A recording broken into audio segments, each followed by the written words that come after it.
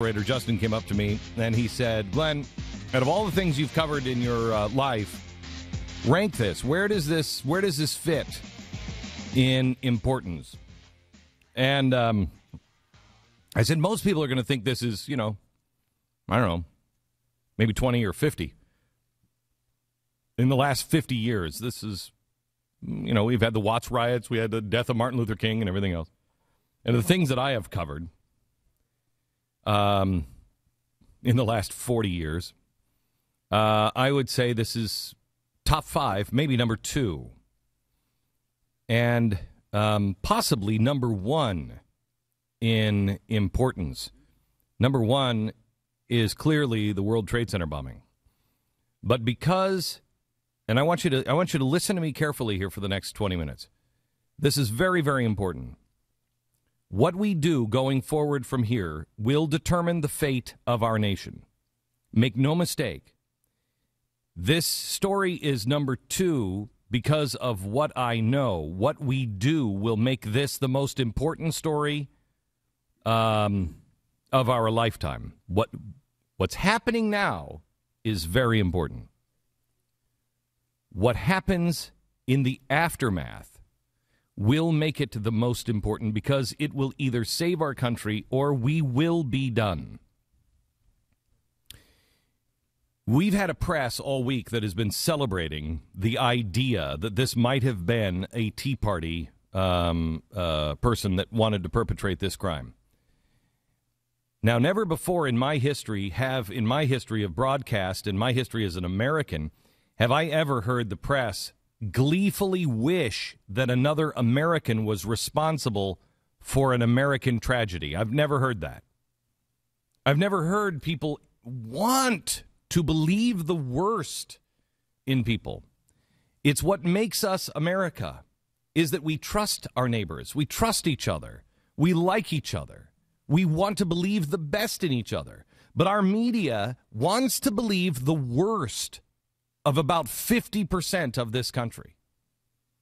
When I talk about progressives, I'm not talking about the average person who is out there. I'm talking about maybe 8% of our population that is they truly understand what progressivism is. I believe the average Democrat, even the average progressive, doesn't really know what they're doing. I mean, they think they do, but they're not. They have not done the years of homework and study that I have on that movement. I still believe the best in our country, but hear me clearly. After what I have learned this week, I am a changed person. After what I have learned this week, I believe our country is over. America is dying and breathing her last gasp. If we do not resuscitate on this story, we close the lid and close the book on our country and begin to write a new book. Now, that doesn't mean that you're not the author, that there's not a constitutionalist that is the author of the new book. It just means that what we have is over. And a struggle begins for a new republic. That sounds awfully dramatic. But when you have the press not only rooting for it to be a white American that blew up Americans, but then, on top of it, in total denial that Islamic extremists even exist, that the caliphate is even something anybody wants, that jihadists even exist. Think about the things that we were discussing passing this week. Gun control. Because we have to be able to protect, because the government can protect you. Boy, they haven't done a good job of that this week, have they, Boston? The government can protect you. We were talking about making it more difficult to buy guns while somebody just blew the legs off American citizens. With what? Guns? No. Something my grandmother used all summer long in our kitchen. At the same time, we're talking about comprehensive immigration reform on things that nobody has even read. Meanwhile, who has been blowing the legs off of our citizens? People who are foreign nationals here on a visa, here under amnesty, but because our immigration and amnesty situation is so screwed up, that did they really escape persecution? We finding out now that mom is in jail because she was a thief. This summer she was stealing. We just heard the audio of dad back in Russia. He sounds pretty much like an extremist.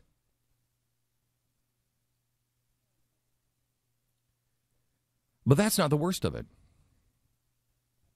I want you to listen carefully. Yesterday, the FBI released the pictures and video of two men they say were suspects in the Boston bombings. These are the ones that one was killed last night. The other is hopefully on his way to being killed now. They say that they believe the two men carried and placed the two bombs that killed 3 innocent Americans, including an 8-year-old boy, injured almost 200 other Americans. Absent from their announcement yesterday was any mention of the Saudi national. Now, the documents were brought to our attention at TheBlaze. And those documents indicate that this guy is scheduled for deportation next Tuesday due to issues related to national security. The document goes on to say the individual is linked to the Boston bombing. That's what the federal document says.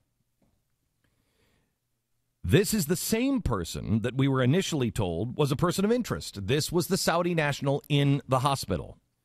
His apartment was in Revere, Massachusetts. It was raided. The items were removed. And then we were told that he was just a possible witness. And then we were finally told by the authorities that he had nothing to do with the attack. In fact, he wasn't a witness to the crime. Well, why was he in the hospital? How did he get to ground zero? What was he doing there? He wasn't even a witness? Really? This guy who wasn't a witness is suddenly being deported next Tuesday, whisked off our continent to go back to Saudi Arabia, and he wasn't even a witness, yet the documents say he is being deported voluntarily on terror charges linked to the Boston bombing. I want you to hear me clearly. If you think everybody in the government is bad, you're wrong. The only reason why TheBlaze knows this is because we have several, I can't count them on both hands, several sources who are brave, valiant, patriotic Americans that work in all departments at all levels of this administration, who have contacted TheBlaze one way or another and said, help, help, help. There are several dedicated Americans in the law enforcement community that decided they could not stand idly by and let the truth be swept under the rug that a deportation order was being issued. It was issued Tuesday, 4 p.m. by an organization or a government entity that most people have never even heard of called the National Targeting Center. It's a little known federal anti-terrorism division. After reporting this on TheBlaze.com yesterday, U.S. Immigration and Customs Enforcement categorically, listen to this carefully, categorically denied. This is ICE. They categorically denied calling it grossly in error. ICE claimed that there was a Saudi national in custody in Boston waiting deportation, but it was completely unrelated to the Boston bombing. After that story, discrediting me and TheBlaze was carried by a number of the national media outlets, and some of those national media outlets were given the story by TheBlaze, top executive to top executive. After a number of those media or outlets discredited us or tried to with the ICE disclaimer, we received another call from yet another patriotic citizen in our government. This one from a high-ranking congressional aide who told us that the deportation order that we had just reported on had just been requested and delivered to his boss.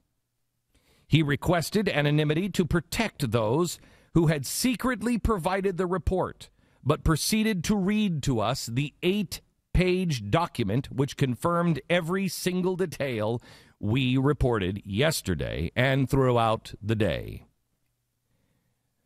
DHS Director, the Department of Homeland Security, the head of the department that you created to keep Americans from having their legs blown off, Janet Napolitano, yesterday was asked about the Saudi national and his pending deportation. She refused to answer. ICE angrily mocked our story, calling it false. The FBI has changed their story about this man every day since the bombing and has made no mention of him at yesterday's news conference, even though there is still a standing deportation order for reasons of national security, and on the documents it says linked to the Boston bombing. Now you ask yourself, what's going on? Why did the president just happen to stop by when a Saudi official happened to be in an office? Anybody who has ever been around presidents, prime ministers, kings knows. I have done it myself. I cannot meet with that person. Glenn, you're going to go into this office and you're going to talk to... Well, I don't want to talk to him. Who the hell is he? Just go in, talk to him. 5 minutes in. Hey, Bill, I wanted to... Oh, Glenn. Oh, Mr. President, how are you? That's the way it works.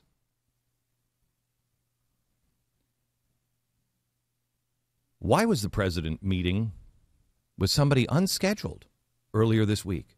A Saudi official. Who is this Saudi man who was in the hospital, given a new international cell phone, and apologized to, according to him, in Saudi press? Who is he, I wonder? Why would anyone linked to the bombings be deported? If he's involved, wouldn't he be prosecuted? If he's a witness, why wouldn't you want him to testify?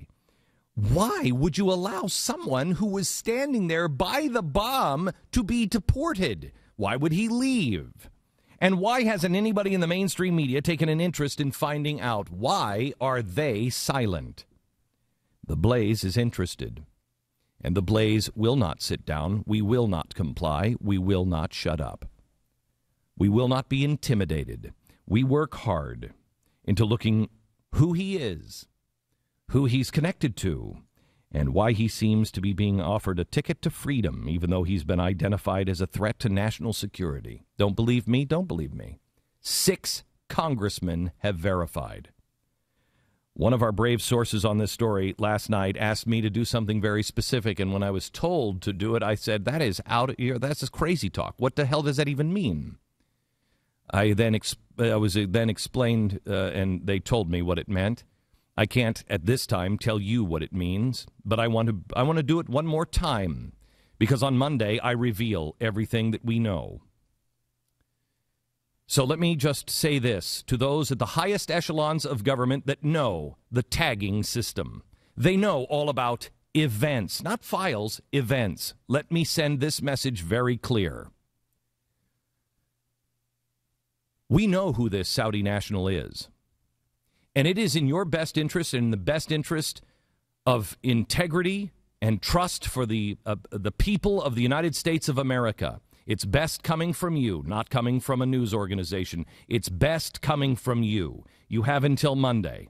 We have information on who this man is. And listen to me carefully in your little event world.